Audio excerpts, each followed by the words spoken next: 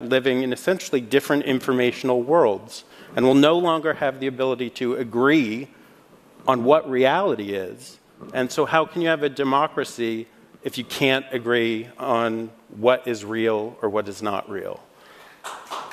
Well, that's not against you. It's just against, you know. I'm glad you guys are clapping, because you know where there was perfect, what did you call it, consensual reality? Consensus reality. You know where there was perfect consensus reality? In Soviet Russia. Perfect. You had one TV station government approved, one Pravda, the Truth newspaper, government approved, and if you knew something that other people didn't know, you probably ended up in the concentration camp. So I'm glad you guys clapped, because it was a bit ironic to me. I'm sorry. But let me actually, because, why? Because, thank you. And it's actually, no, I reacted too aggressively to that, but it's maybe because I actually was born behind Iron Curtain in a country where we had perfect information bubble. Right. And you know what? This bubble was exactly the same for everyone. America, luckily, tried to break this information bubble by dropping printing presses on parachutes to Poland, so the underground press could spread some fake news, as the communist regime would call it. So basically, we have this myth now that people believe in, and you know what? I believed in as well for the longest time, which is everyone tells you now we live in those echo chambers and information bubbles, and those recommender systems are giving us information that's crafted for us that somehow is making the society worse because we now know different things. Our bubbles are not fully overlapping. And I was thinking, okay, this is bad, this is bad, this is very bad, because everyone says it's bad. But then I actually, in the context of those findings, started thinking about it. Mm-hmm. And look, guys, I now very strongly believe, and I did some research on that as well, that it's not bad at all. So first of all, there's absolutely no evidence. Okay, let me start differently. Humans are just, we are just destined to live in an echo chamber. It's called confirmation bias in psychology. Right. And it basically means that if you have a certain worldview, and then you get a new information, and this new information contradicts your worldview, is not compatible, you will have a tendency to reject it. It's not that you always reject it, but you kind of like information that confirm your worldview a bit more. Now, this is not a bad trait to have. If you didn't have it, you would be crazy. Because any new information would be like, oh, of course, this aliens, interesting, you know, lizard people running the world, very interesting.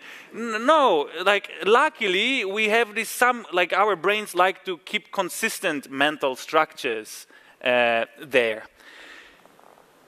So one of the effects is that we will have a preference for information that confirms our views, and recommender systems recognize that. So they will give us more information that confirms our views.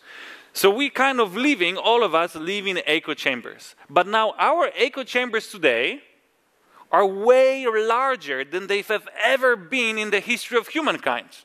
And let me give you an extreme example. If you were born in a little town anywhere in the world, but let's say in America, 100 years ago, you only knew what your priest or teacher or your community told you. And guess what? 99% perhaps of that was fake news. Now you're living in a society where there's not only other people like teachers and your friends at work, our social networks are much larger, and journalists are trying to constantly give you some additional information, get you out of your very small bubble. And also algorithms also enter the race and try to give you a personalized view of the world. What happens is that your bubble is expanding. Now, in the process of the bubble expanding, they also stopped perfectly overlapping. So now, if you, David, live in your bubble, that, by the way, is larger than whatever bubble ever a human has occupied, before now, and I live in my growing bubble, but our bubbles grow apart, which sometimes makes me aware, oh my God, he's in a different bubble. Information bubble, tragedy, tragedy. Now, if you lived in Soviet Russia, you were never able to look at people who had different information bubbles. So you never thought about it. You never thought, oh my God, information bubbles. You were just happy and content living in this small, tiny echo chamber. Which brings me to a related topic of fake news.